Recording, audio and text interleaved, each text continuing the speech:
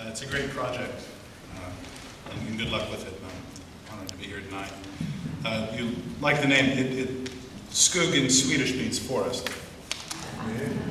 which is appropriate tonight. The weird thing I learned more recently, our family is Swedish, not Danish, so we didn't get this growing up, is that in Danish, the same spelling, more or less, the same word, pronounced differently, shua, is shadow, which I imagine the connection comes from the shadow that a tree makes, or the shadow, the darkness of a forest, that kind of a shadow. And that's better than the poem that I'm going to read. I grew up in Kansas, where the only trees we really had were in the cities, you know. Part of what defined a city or a town where I grew up was a place where there were trees. You walked out past the city and you abandoned the world of trees with a few examples. And so when I was thinking about tonight, I wrote a new poem for tonight. Even though I've moved west, and that has been influenced by trees in the forests of the western ways. When I think of trees in yards, trees in neighborhoods, and that sort of relationship. Anchor. Every tree is terrible.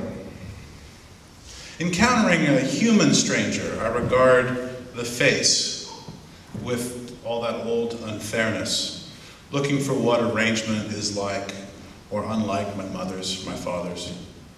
And I lean towards that franchise or danger before we have spoken, perhaps instead of speech.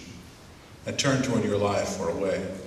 What's terrible about a tree is its facelessness, the radial symmetry that gives no clue to its disposition, because sentimentality is emotion without form. I, striving to be unsentimental, have three choices: coming to terms with a tree, greening up suddenly, as they do in April, moving to a beginning, or bearing the full weight of my attention as they do in August, holding humidity and flies and complex shadows, or shedding, the past dripping its turns, what it has done to me in a derangement of color, going into my solitude. Between the two, the tree is the better sentence, beginning in real lawn or hill or roadside, and moving into its completion until imagination run out at the top, or in fact continue without the vanity of appearing. Last spring, drinking Bloody Marys on the porch, looking out at the apple tree, I'd almost forgotten fall and its apples, how I picked them reaching, then from a ladder, then with an apparatus, how each fruit seemed scarred and ancient as the skin of a whale, and then how winter had looked through bare branches, how it looked back at us, rather, and at night, the streetlight on the bark that would make a prisoner think of his steel bars, that reflection without understanding. I smoke and put my elbow on the branch.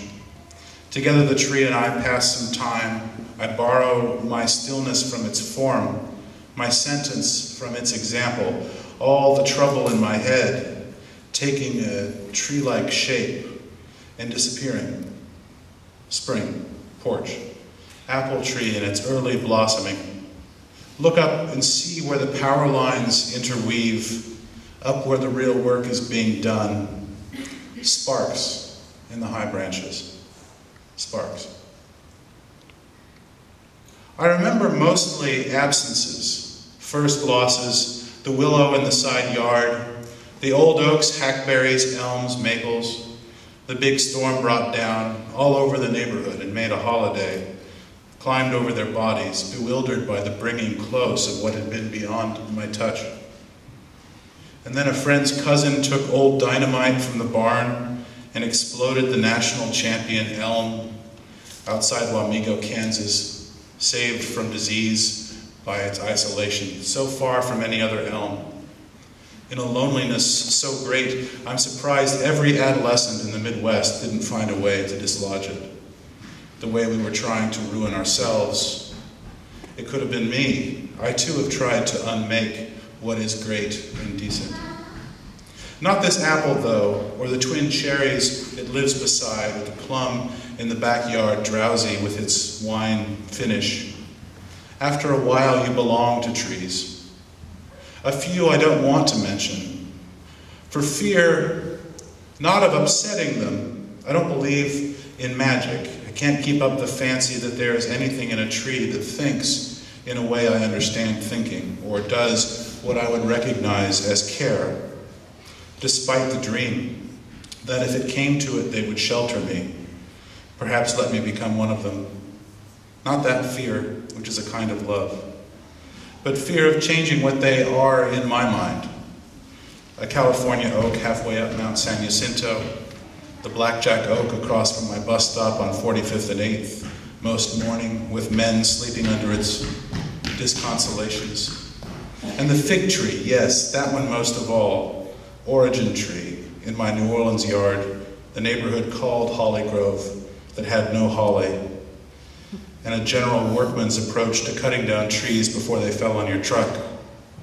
The fig I planted and that fed me months of breakfast if I rose before the mockingbird.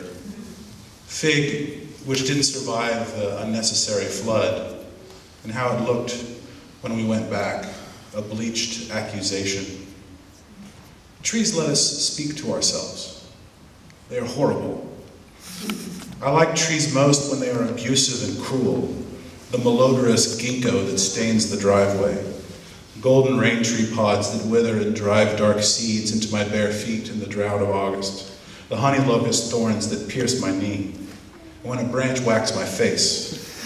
How when a tree that has long served as shade and comfort, like a long marriage, falls against the house and it continues to push.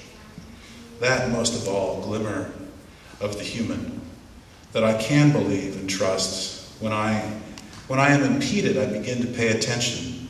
Trees taught us to be alert. Our descent from them has been like poetry's descent from dance. And I recognize its voice against the window. Thank you very much.